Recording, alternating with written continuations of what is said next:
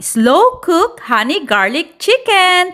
Gawin naman natin ito sa manok para hindi tayo manawa na panay adobo. Nag-prepare ako dito sa bowl ng 1/2 cup of honey. Naglagay ako dito ng 1/2 cup of soy sauce at 1 teaspoon of paminta, 1 teaspoon of oregano, 1 teaspoon of basil, 1/2 teaspoon of chili flakes at 1 teaspoon of minced garlic. Iminix ko lang ito ng mabuti.